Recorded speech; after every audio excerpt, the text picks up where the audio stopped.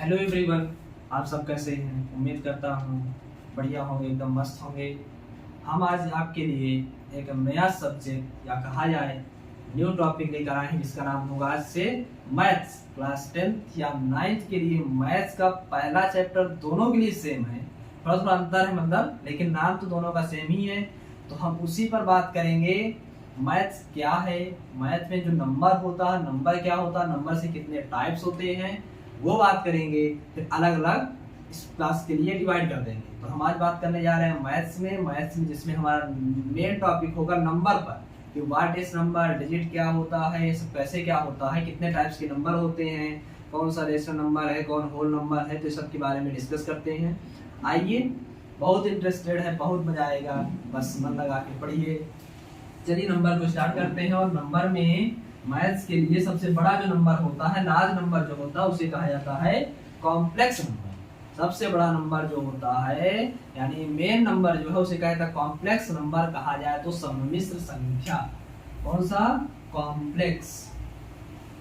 Complex number, या हिंदी में सम्मिश्र संख्या। सम्मिश्र संख्या क्या होती है? जो कि a प्लस आई बी के फॉर्म में लिखी होती है। सम्मिश्र संख्या क्या होती है? जो a प्लस आई बी के फॉर्म में लिखी होती है। a प्लस आई बी क्या है सर? अब ये पूछेंगे आप तो ही बताऊंगा। देखिए a यहाँ पर जो होता है, ये होता है रियल पार्ट, वास्तविक संख्याएं यहाँ पर आती हैं। और जो b होता है, इसे कहा जाता है आभासी नंबर, इमेजिनरी नंबर। तो i क्या है सर? i का मतलब होता है आयोटा। ठीक, आयोटा का मतलब क्या है? आई की जो वैल्यू होती है वो होती है under root of -1। Under root of -1। तो आई स्क्वायर की वैल्यू क्या होगी? आई की पावर 4 की वैल्यू क्या होगी? आई की पावर 3 की वैल्यू क्या होगी? आप निकाल सकते हैं, निकाल लेंगे। यहाँ बिल्कुल निकाल लेंगे। देखिए अब इसके स्क्वायर करेंगे तो I square equal to root cancel हो जाएगा -1। आई क्यूब का क्या हो जाएगा? यानी एक रूट और लगा लेंगे तो अंडर रूट में आ जाएगा। तो फिर अगर बात करें इससे क्यूब का मतलब हो गया, इससे जब क्यूब करते तो कोई फर्क पड़ता नहीं। फिर जब आप आई की पावर 4 की बात करेंगे तब ये वैल्यू आ जाती है पॉजिटिव। ठीक, आई की पावर 4 की वैल्यू होती है आई, यानी आई का मतलब हो गया 1 से हमारा 1 होती है। आई का मतलब होता है माइनस ऑफ अंडर रूट 1। इस समय संख्या में आप देख रहे हैं कि दो नंबर हुआ है, एक है वास्तविक और एक है आभासी। इसीलिए नंबर ही दो नंबर से मिलकर बना। तो इस नंबर को दो पार्ट में ब्रेक कर लेते हैं। एक का नाम होता है आभासी, एक का नाम होता है रियल। रियल यानी वास्तविक संख्या, और आभासी का मतलब हो गया इमेजिनरी। कौन सी? इमेजिनरी आभासी। क्लियर? फिर आभासी में क्या आएगा? आईबी वाला जो फंक्शन आएगा यहाँ आ जाएगा, ए वाला यहाँ आ जाएगा। तो अब इस रियल नंबर को कितने पार्ट में डिवाइड कर सकते हैं? तो इस रियल नंबर को हम लोग दो प्रकार में डिवाइड करते हैं। किस प्रकार में? दो प्रकार में। कौन कौन से? एक कहा जाता है रेशनल नंबर, एक यानी रेशनल का मतलब हो गया परिमेय, बहुत काम का है दोनों क्लास के लिए परिमेय। तो दूसरा है अपरिमेय यानी इरेशनल। क्लियर है? रेशनल, इरेशनल क्या होते हैं, बात क्लियर हो गई। फिर यही बात तो बताएं, एग्जांपल लेके देंगे, क्लासिफिकेशन करते हैं, इनका विभाजीकरण करते हैं। फिर जो होता है रेशनल नंबर, रेशनल नंबर की अब आगे टाइप की जब बात करते हैं तो रेशनल नंबर को हम लोग कितने प्रकार में बांट सकते हैं? रेशनल नंबर को हम लोग फिर से 3 प्रकार में बांट देते हैं। कौन कौन से? एक को कहा जाता है नेचुरल नंबर। नेचुरल का मतलब हो गया वास्तविक, सॉरी नेचुरल का मतलब क्या हो गया? प्राकृतिक। फिर बांट देते हैं हम लोग पूर्ण संख्या यानी होल नंबर। फिर डिवाइड कर देते हैं इसको पूर्णांक में यानी इंटीजर में। इसमें इंटीजर्स में, अब इंटीजर्स को देखिए, दो इंटीजर में दो प्रकार आते हैं, निगेटिव, पॉजिटिव और जीरो भी आता है। फिर आगे जब बढ़ते हैं तो इस प्राकृतिक संख्या को ही हम लोग आगे और क्लासिफाई करते हैं। और प्राकृतिक संख्या जब आप क्लासिफाई करते हैं, इसमें फिर से टाइप आपको मैं देखिए, एक कहा जाता है सम, एक कहते हैं विषम। सम मतलब हो गया इवन, विषम मतलब हो गया 8, और एक कहा जाता है भाज्य यानी कंपोजिट, एक को कहा जाता है प्राइम यानी अभाज्य। अभाज्य का मतलब हो गया प्राइम नंबर। क्लियर है? इतना क्लासिफिकेशन आपके काम का था, इतना हमने कराया।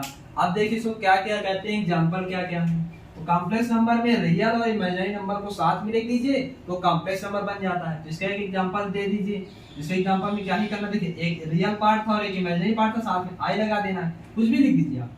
5 + 4i, 2 - 3i लिख सकते हैं। क्लियर?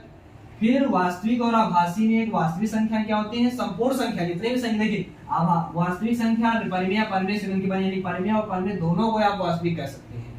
ठीक। कॉम्प्लेक्स को जनरली C से डिनोट करते हैं, रियल को R से करते हैं।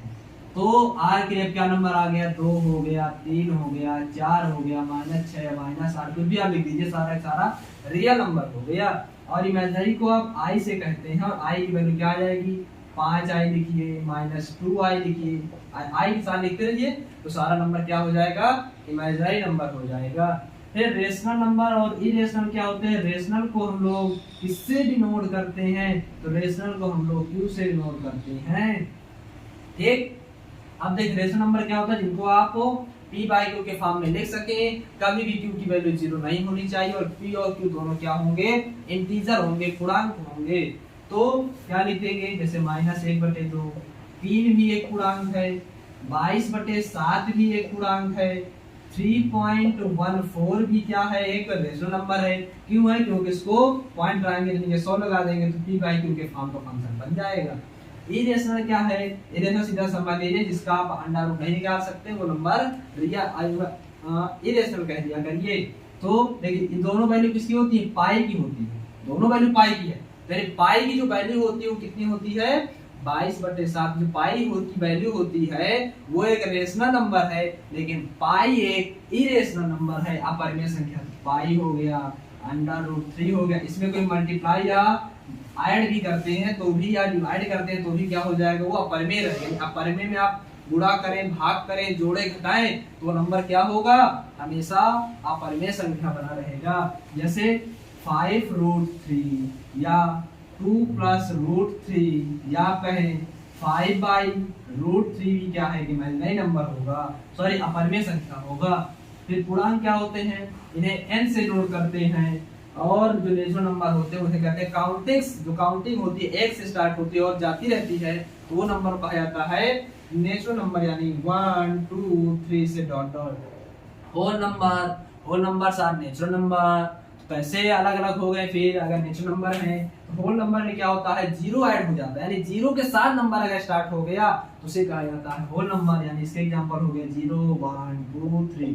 एक बात यहाँ से और क्लियर है कि all natural numbers are whole number but all whole numbers are not natural number। क्या हो गया, इस हर एक प्रत्येक प्राकृतिक संख्या पूर्ण संख्या होती है, लेकिन प्रत्येक पूर्ण संख्या प्राकृतिक संख्या नहीं होती है। पूर्णांक क्या है, पूर्णांक वो है, इंटीजर वो है जो -∞ से स्टार्ट हो, यानी माइनस के नंबर भी आते हो, प्लस का नंबर भी आता हो और साथ में 0 भी अगर उसमें हो, यानी -∞ चलते हुए आए 0 मिल जाए, फिर आगे जाए और +∞ मिल जाए। इनके बीच जो भी नंबर है सारा पूर्णांक होता है, इंटीजर होता है। जैसे -2 -3 0 5 7 8 डॉट डॉट, इधर भी डॉट डॉट कर सकते हैं, तो सारा नंबर पूर्णांक हो गया। फिर सम क्या होता है, जो 2 से कट जाता है उसे कहते हैं प्राइम नंबर। एग्जांपल 2 4 6 8। आड क्या है, जो 2 से ना कटे, एग्जांपल हो गया 1 3 5 7। कंपोजिट या भाज्य संख्या क्या है, जो अधिकतर नंबरों से कट जाए, यानी जिसके गुणनखंड 2 से ज्यादा होते हैं उन्हें कहा जाता है कंपोजिट यानी प्राइम सॉरी भाज्य संख्या। जैसे 4